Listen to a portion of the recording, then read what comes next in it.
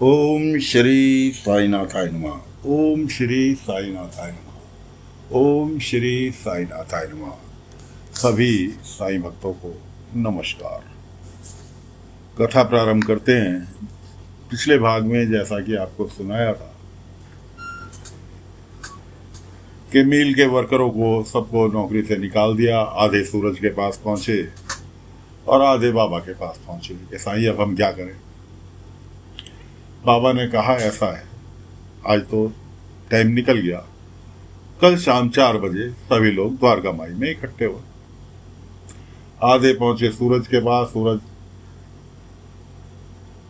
जो था कहने लगा इसका फैसला आज ही करना होगा, बताओ कौन कौन तैयार है। क्या मुंह से नहीं हथियारों से बात करनी पड़ेगी। दिन छिपा, थोड़ी जितने भी लोग सूरज के साथ थे मशाले लेके लाठी ले लेके पहुंच गए कुलकर्णी वाड़ा। कुलकर्णी वाड़े में कायदे से तोड़ फोड़, मुआ चाही तो बहुत हुई, तोड़ फोड़ भी काफ़ी हद तक कर दी। सोफे कुर्सी शीशे घर के सब तोड़ फोड़ दिए। नतीजा यह हुआ कि कुलकर्णी निकाल लाया अपनी धुनाली सूरज को शूट करने के लिए और दोनों के दोनों फायर खाली गए। अब बारी सूरज की। सूरज ने उठाया बड़ा सा पत्थर और कुलकर्णी के सिर पे मारने के लिए तैयार। मार ही देता अगर बाबा नहीं पहुंच जाते। बाबा ने अपनी शक्तियों के द्वारा उस पत्थर को वहीं का वहीं फ्रीज कर दिया और सूरज की आंख से वहीं के वहीं जड़ कर दिए। पत्थर अलग स्थान पे गिरा, कुलकर्णी बच गया।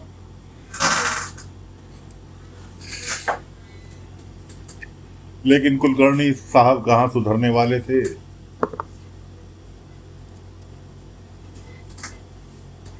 उल्टा वो बाबा को ही दोषी ठहराने लगे। खैर कोई बात नहीं, बाबा तो इन सब चीज़ों के अभ्यस्त थे, क्योंकि कुलकर्णी ने कभी एहसान मानना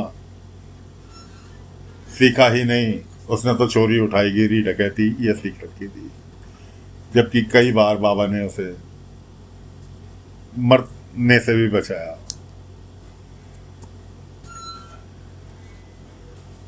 अगले दिन कुलकर्णी ने बलवंत ने थाने जाके रिपोर्ट लिखा दी। रिपोर्ट में नाम लिखाया साईं का कि साईं ने आके हमारे घर में तोड़फोड़ की। साईं और उसके भक्तों ने।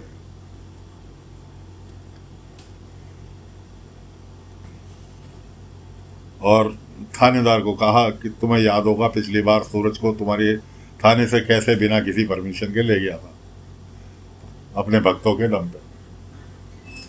थानेदार भी नहीं जानता था, जो नया अपॉइंट हुआ था उसे नहीं पता था कि बाबा क्या है। न बाबा के स्वभाव से परिचित था, न बाबा के भक्तों से परिचित था। तैश में आके ये सबको पता था कि आज शाम 4 बजे द्वारका माई से मील के लिए बाबा शांतिपूर्ण पद यात्रा करेंगे और वहाँ शांतिपूर्ण धरना प्रदर्शन कराएंगे अपने भक्तों के साथ। आज किस लिए कि तासे मील के मालिक मील में दोबारा नौकरी पर उन्हें ले लें जिन्हें बाहर निकाला था। रास्ते में ही थानेदार और उसके 2 पुलिस वालों ने बाबा को रोक लिया। उस भीड़ में बाबा के साथ जो चल रहे थे, उस भीड़ में 2 आदमी कुलकर्णी के भी थे। थानेदार कहने लगा साईं तुम्हें गिरफ्तार करने आए हैं। बाबा ने कहा भाई मैं तो शांतिपूर्वक पद यात्रा कर रहा हूँ तासे की मील मालिकों के सामने शांतिपूर्वक बात की जा सके, और मुझे तो नौकरी करनी नहीं, मैं तो इन गांव वालों के हित की वजह से शांतिपूर्वक बिना हिंसा के। थानेदार कहने लगा मुझे यकीन नहीं है, मैं तलाशी लेना चाहता हूँ इन आदमियों की, मुझे ऐसा महसूस हो रहा है कि इनके पास हथियार है। थानेदार कुलकर्णी का बलवंत का हितैषी प्रतीत हो रहा था, क्योंकि उन्होंने लालच दिया था कि तेरा प्रमोशन करा देंगे। तलाशी लेने लगे, किसी के पास कुछ नहीं निकला। कुलकर्णी के जो 2 आदमी थे मील के ही थे, जो कि कुलकर्णी के खरीदे हुए थे, थे गांव के, लेकिन खरीदे हुए थे कुलकर्णी से द्वारा। उनके पास, एक के पास कटार और एक के पास खुखरी निकली आई कि साईं ये देखो तुम्हारे आदमियों के पास हथियार, इसका मतलब तुम हिंसा करने जा रहे थे, तुम्हारे खिलाफ सबूत मिल रहे हैं, इसे तुम्हें गिरफ्तार किया जाता है।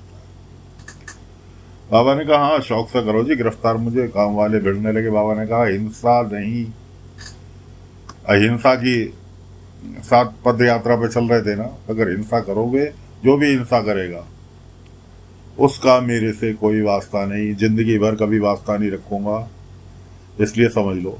सारे शांत हो गए। बाबा ने थानेदार से कहा क्या मैं इन दोनों आदमियों से बात कर लूं जिनके पास हथियार निकले? पहले तो थानेदार राजी नहीं हुआ, लेकिन उसके साथ जो पुलिस वाले चल रहे थे वो कहने लगे कर लेने दो बात थानेदार साहब, ये साईं है, भीड़ को कंट्रोल यही कर सकते हैं, तुम्हारे बस की नहीं है। थानेदार ने कहा ठीक है कर लो। बाबा ने उनसे दोनों से कहा भाई तुम कुलकर्णी के आदमी, सूरज के आदमी हो या मेरे आदमी हो, उससे मतलब नहीं है। मतलब यह है कि तुम हथियार लाए क्यों, और तुम हथियार लाए हो और हमारे जुलूस के साथ चल रहे हो, तो तुम मेरे आदमी हो। अब मेरे आदमी हो तो भाई गुनाह तो, गुनहगार तो सब हो गए, और तुम्हें पता है कि इस भीड़ के अंदर तुम्हारी औरतें भी शामिल हैं, वो भी गुनाहगार हो गई, वो भी जेल जाएगी। अब तो उन दोनों की कि जी हमारी औरतें क्यों हो गई। अब मैंने कहा देखो पीछे देखो, तुम्हारी औरतें भी शामिल हैं इस भीड़ में। तुम क्या सोच रहे थे कि तुम ही अकेले हो? तुम्हारी औरतें भी तुम्हारा पक्ष, मिल के मजदूरों का पक्ष लेकर धरना प्रदर्शन पे जा रही थी।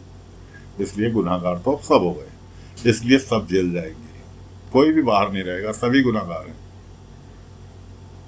अब तो उनकी हवा खराब हुई कि जी औरतें भी, हमारे घर की औरतें भी अरेस्ट हो रही हैं।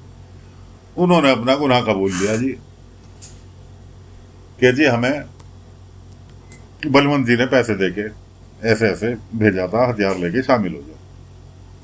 थानेदार कहने लगा कभी तुम बलवंत का नाम ले रहे हो, कभी तुम सूरज का नाम ले रहे हो, तुम पे यकीन कैसे किया जाए? बाबा ने कहा कौन कह रहा है इन पे यकीन करने के लिए, आप गिरफ्तारी करने आए, गिरफ्तार करो चलो। इतने में सूरज आया। सूरज कहने लगा किसी को गिरफ्तार करने की जरूरत नहीं है, मैं अपना गुनाह कबूल कर रहा हूं और मुझे अरेस्ट करो। सूरज ने अपनी अरेस्टिंग दे दी कि कोई गुनाहगार नहीं है, सब कुछ मैंने किया, तोड़फोड़, उल्टा साईं ने तो कुलकर्णी वाड़े में आके कुलकर्णी की जान बचाई, वरना कुलकर्णी का आज अंतिम संस्कार में आप लोग शामिल हो रहे होते, मैं उस रात मार देता। वो तो साईं बीच में आ गए, उन्होंने समझाया और उसकी जान बच गई। फिर भी मैंने अपना गुनाह कबूल कर लिया ना, इसलिए चलो। चल दिया जी। सूरज को हथकड़ी लगा के जंगल में को निकले। सूरज ने कहा देखो ये सूरज उग रहा है ना, इसके अस्त होने से पहले पहले तुम मेरी हथकड़ी खोल दोगे।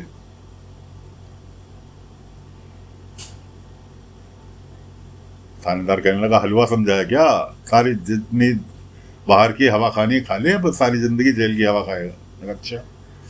उनने सीटी बजाई और गदागद उसके 10-12 आदमी, मील के ही मजदूर जो कि पक्के साथी बन चुके थे सूरज के, कलिया घेर लिया थानेदार और पुलिस वालों को, पेड़ के साथ बांध दिया रस्सी से।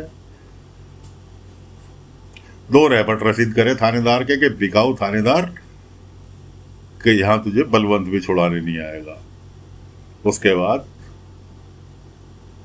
इस रास्ते से ना कोई बैलगाड़ी जाती, ना कोई राहगीर जाता। कब ये सोच कि तुझे बंधे हुए को छुड़ाने कौन आएगा और कितने घंटे बाद तू यहां से खुलेगा। ऐसा कह के ये लोग तो निकल गए। 10-20 मिनट बाद ही एक बैलगाड़ी गुजरी, उसमें 4 नकाबपोश मुंह पे ढाटा बांधे हुए वहां से गुजर रहे थे। इन्होंने चिल्ला पुकारी मचाई, हमें बचाओ हमें बचाओ। वो चारों जने उतर आए, हाथ में लाठी लिए हुए, और धनाधन लाठी बरसानी चालू कर दी। मैं कहा तू क्या सोच रहा है कि तुझे कोई बचाने आएगा? अबे हम सूरज के ही आदमी हैं। सूरज ने अपना विचार त्याग दिया और तुम्हारी धुनाई करने के लिए हमें भेज दिया। खैर जी, कायदे से उनकी धुलाई करी पुलिस वालों की और वहीं बंधा छोड़ के। आदमी असल में वो सूरज के नहीं थे जिन्होंने धुलाई करी थानेदारों की या उनके पुलिस वालों की, वो बलवंत के आदमी थे। बलवंत ने ही इक्का दुक्का आदमी भेज के पुलिस वालों को छोड़ाया। तुम गिरते पड़ते वो पहुंच गए अपने थाने। थाने पहुंच गए। अगले दिन बलवंत जी जो थे कलेक्टर ऑफिस में गए। सरकारी नौकरी पर तो थे ही, पहुंच भी थी। कलेक्टर ऑफिस में गए और सूरज के खिलाफ कि जी ऐसे ऐसे गांव का एक व्यक्ति जो मिल में नौकरी करता था वो बागी हो गया है और उससे खतरा है, इसलिए उसके शूट एंड साइड के ऑर्डर लिया है कि देखते ही गोली मार दो। किसके लिए लिया है? थानेदार के लिए। अगले दिन मिजाज पुरसी करने के लिए कुलकर्णी और बलवंत दोनों गए थाने। अरे तुम्हारा तो बहुत बुरा हाल किया।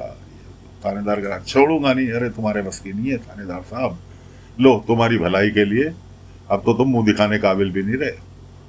शिरडी में जाके लो तुम्हारे लिए एक खुशखबरी ले आया, लेटर दिया थानेदार के हाथ में कि लो ये शूट एंड साइड का ऑर्डर है सूरज के खिलाफ, देखते ही गोली मार देना। मुझे पता था कि यही होना है, इसलिए मैं कलेक्टर साहब से अपनी सिफारिश के द्वारा तुम्हारे लिए लेटर ले आया। तो दोस्तों, सूरज के खिलाफ शूट एंड साइड का ऑर्डर हो गया। उधर बाबा द्वारका माई में बैठ के ये सब तमाशा अपनी धुनी के सामने देख रहे हैं। आगे क्या होना है, कैसे होना है, क्या होगा, लेकर अगले अंक में, अगले भाग में फिर हाजिर होंगे। फिलहाल कथा को यहीं विराम दे रहे हैं। अगले अंक में आगे की कथा लेकर फिर हाजिर होंगे। आज्ञा दीजिए। ओम साई राम, ओम साई राम, ओम साई राम, ओम साई राम, ओम साई राम।